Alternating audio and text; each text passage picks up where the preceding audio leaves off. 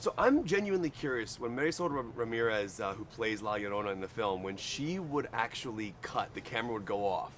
What would happen then? Would you be able to say hi to her? Did she go out of character and kind of like, could you? She would pass out.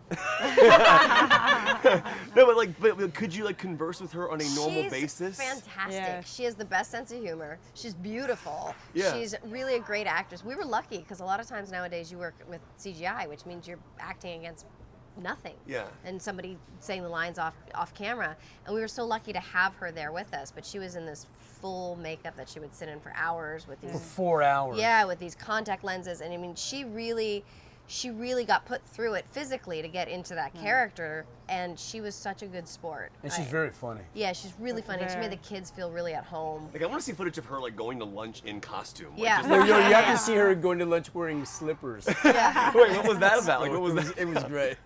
She's actually standing right there behind us right now. Yeah. That's part of her contract. She has to stand there the entire junket, literally stand Yeah. there. One thing I find She's a good fascinating. sport. Yeah, that's how amazing. One thing I love about the idea of this concept is like La Llorona is a folk tale, which I wasn't familiar with, so I learned a lot about it from this film. And I've heard both of you speak about that being something you knew about as kids growing up. Do you have a specific moment that like when you were a kid where you had a frightening element with that particular story, like your friends scared you, or do you remember a specific moment? No, I remember when we were kids and we were out at night, like in the front yard, and my sister ran up and she just screamed, La Llorona, and all of us just froze and ran.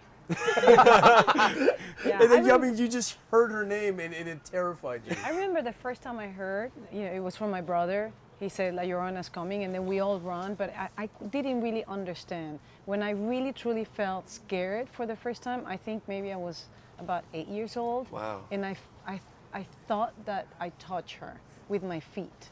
Oh.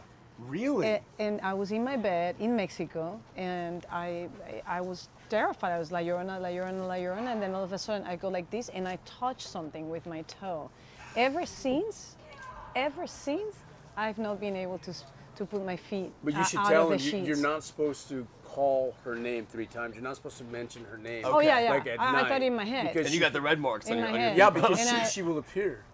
That's freaky. Yeah, it's very real for us.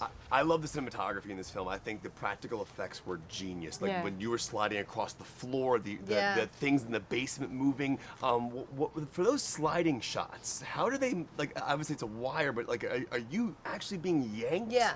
Like, Yeah. how often, how many times do you have to do that? A lot. And the pool stuff, I'm being yanked in and out of the pool, and Oh my God. I had a wonderful stunt person as well. But there's a lot of times where it had to be me. So we have a great stunt coordinator who makes sure that you're safe, and then you have a water stunt coordinator, and so Wow. there's a lot that goes into it. I didn't realize doing a horror film, I'd never really done one in this capacity. I had no idea how physical it was. Yeah. And you read things in the script, you think, oh, that's fantastic. She gets thrown into the wall, or she gets, practically drowned. And then then on the day you're thinking, oh God, I didn't know I wasn't thinking ahead, any steps to realize that I actually had to be in this pool for 12 hours in the middle of the night. Crazy. It was very hard for me to watch Linda in the pool. I got tired. Like, I got hard to exhausted watching yeah. her swim and stay underwater for so long.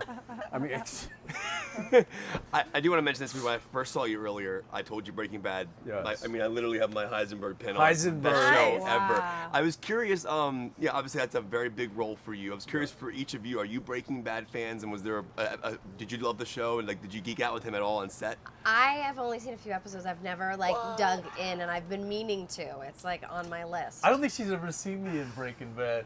I've seen a love, snippet of you, but I've not seen the whole. Tuco. Is I love Freaks and Geeks. So I Ah. geeked out when I saw Linda, and I told her, I go, oh my God, I love Freaks and Geeks. You were amazing. And I love the show. So there. Breaking Bad fan?